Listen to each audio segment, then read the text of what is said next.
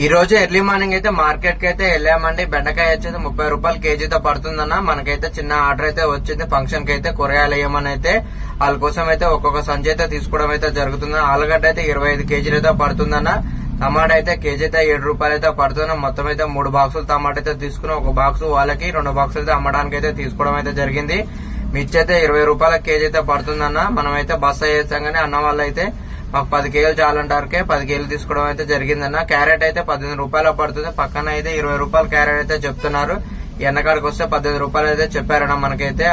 అలానే మనం అయితే ఇక ములకాయ కూడా వేసుకున్నామన్న. ములకాయ అయితే కేజీ 60 రూపాయలు చెప్తున్నారు. ఇంకా పక్కన అయితే 65 రూపాయలు కూడా చెప్తున్నారు. దోసకాయ అయితే నాటు దోసకాయ తెమ్మన్నారు చెప్పిన. ఫంక్షన్ కి అయితే 40 రూపాయలు దోలాడు అయితే దొరికిందన్న. మనకైతే 40 రూపాయలు అయితే 10 కేజీల చొప్పున పూసుకోవడం అయితే జరిగింది. మిగిలిన సరుకు అంతా మనం అయితే బండ్ల కూడా అయితే బండి విధంగా అయితే పెట్టేశాను. అన్నకి ఎంత కావాలో అంత అయితే ఇచ్చేసి మిగిలిన సరుకు అయితే అమ్ముదామని అయితే పెట్టాను. మన వీడియో